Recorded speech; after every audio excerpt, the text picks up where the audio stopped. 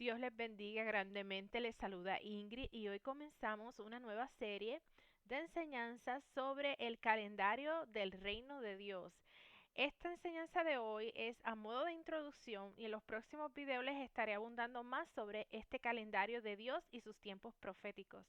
Porque la palabra de Dios dice en Eclesiastés 3:1 que todo tiene su tiempo. Y en el verso número 11 dice, todo lo hizo hermoso en su tiempo y ha puesto eternidad en el corazón de ellos, sin que alcance el hombre a entender la obra que ha hecho Dios desde el principio hasta el fin. Y tú te preguntarás, pero ¿por qué debemos entonces conocer sobre este calendario?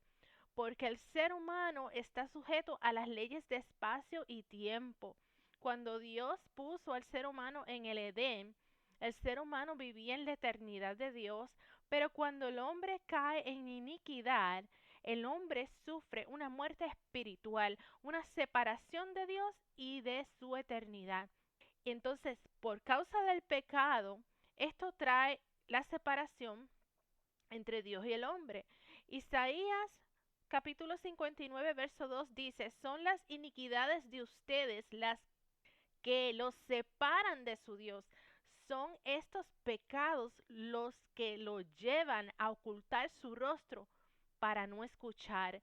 Entonces, para que el ser humano se mantuviera conectado con la eternidad de Dios, el Padre Celestial ideó un sistema de señales desde la creación del mundo, porque Dios en su omnisciencia, Él ya sabía que el ser humano iba a ser destituido de su gloria por causa del pecado. Entonces el pecado de Adán y Eva en el huerto del Edén hizo que el ser humano entrara en un proceso de decadencia, de muerte y pobreza espiritual. Y entonces el ser humano comenzó a decaer, es decir, comenzó a estar desconectado, separado de la fuente de Dios e ir de esa gloria en gloria que Dios quiere llevar al ser humano. El ser humano comenzó entonces a menguar. La definición de decaer significa, dicho de una persona o de una cosa, ir a menos, perder alguna parte de las condiciones o propiedades que constituían su fuerza, bondad, importancia o valor. Entonces, este proceso de decadencia y esa muerte espiritual se llama tiempo humano, porque le voy a decir ahora la importancia que hay entre la luz y la eternidad. Adán y Eva, cuando estaban viviendo bajo el gobierno del Padre Celestial, ellos habitaban en la eternidad de Dios y ellos andaban bajo su luz. Pero al caer en iniquidad, ellos se salen de la luz, que es el gobierno de Dios, y entran en oscuridad. Porque la luz más eternidad es igual a plenitud. Pero la iniquidad más el pecado es igual a muerte espiritual, que tarde o temprano lleva a la persona a una muerte física, porque al entrar en el proceso del tiempo humano ya no estamos bajo la eternidad de Dios, estamos sujetos a enfermedades, a vacío, a falta de diseño, a caos, a desorden, porque donde no habita el orden de Dios, ahí hay un caos, ahí hay desorden, hay vacío, hay falta de diseño. Entonces el tiempo humano, como nosotros lo conocemos, empezó a correr, a contar, cuando el ser humano cometió iniquidad en el jardín del Edén. Caminaban en la luz y vivían en la eternidad, porque el hombre fue creado en plenitud. Pero cuando comete iniquidad, esa desobediencia, la oscuridad comienza a cubrir la tierra. Entonces, el creador ya había establecido orden en la tierra antes de poner a Adán en el huerto. Y dice la palabra en Génesis, capítulo 1, que la tierra estaba desordenada y vacía, habían tinieblas que cubrían el abismo y Dios tuvo que crear la luz, tuvo que hacer una separación entre la luz y las tinieblas, tuvo que crear el día y la noche, tuvo que separar el firmamento de las aguas, que Dios le llama luego el cielo, y las aguas, los mares, y Dios tiene que juntar esas aguas en un lugar, separar el espacio seco para convertirlo en tierra, crear la vegetación, y es en el cuarto día que Dios hace posible la observación visual del sol, de la luna, de las estrellas, y Dios continuó creando ese hábitat, ese espacio necesario para que el hombre pudiera habitar en la tierra. Una vez Dios crea las luminarias y ajusta toda esta velocidad, ¿verdad?, de la tierra alrededor del sol, la velocidad de la órbita de la luna alrededor de la tierra, una vez ya regulado el tiempo, entonces el ser humano pudiera determinar cuándo observar los días santos de Dios. Sí, porque así como en el calendario gregoriano existen festividades, ¿verdad?, días feriados, en el calendario de Dios también existen días festivos que nuestro Padre Celestial les llama las fiestas del Señor. Veamos lo que dice la palabra de Dios en Génesis capítulo 1 versos 14 y 15.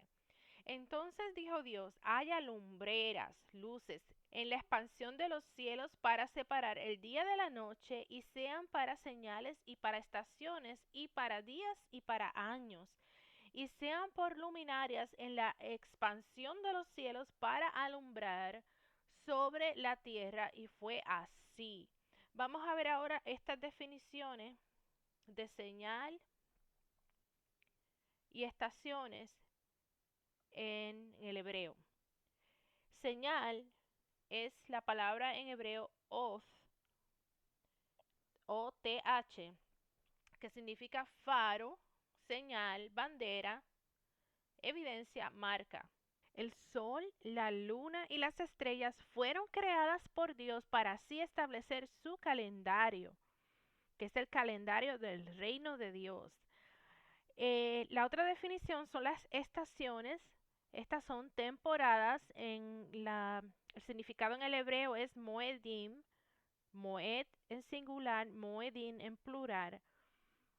Y esta palabra moedim, estaciones, temporadas, quiere decir un tiempo fijo o señalado, temporada solemne, temporada o ciclo, un festival, reunión pública, una convocatoria para un propósito definido, una señal, un ciclo o ensayo. Esta palabra en singular, moed, viene de la raíz que significa repetir, o sea, una señal de antemano. Entonces podemos decir que los moedim, las temporadas o convocatorias o fiestas del Señor, afirman el pacto de relación que tenemos con el Señor Jesús. Por lo tanto, los moedim, estas temporadas, estas estaciones que Dios crea, significan vida. Los moedim son los tiempos o temporadas señaladas del Señor que leemos en Levítico capítulo 23. Las fiestas del Padre Eterno son señales que nos ayudan a conocer lo que está en el corazón de Dios. Cuando Dios saca al pueblo de Israel de Egipto, lo primero que Él le dio fue su calendario para que caminaran entendidos en sus tiempos y alineados a su voluntad. Veamos lo que dice Éxodo capítulo 12 versos 1 y 2. Habló Jehová a Moisés y a Aarón en la tierra de Egipto, diciendo, este mes les será principio de los meses, para ustedes será este el primero en los meses del año. El calendario de Dios, no, los meses no tienen nombre, excepto el primer mes, que también se le conoce como Aviv porque cae en la temporada de primavera. Se conoce como mes 1, mes 2, mes 3 y así hasta el mes 12.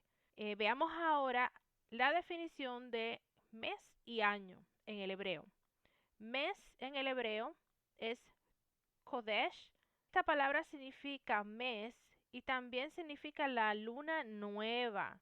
Porque cuando nosotros miramos al cielo de noche y veamos que solamente se ve una rayita de luz en la luna, eso nos deja saber a nosotros que es Rosh Kodesh, o sea, es inicio de mes. Eso es lo que significa del hebreo, inicio de mes.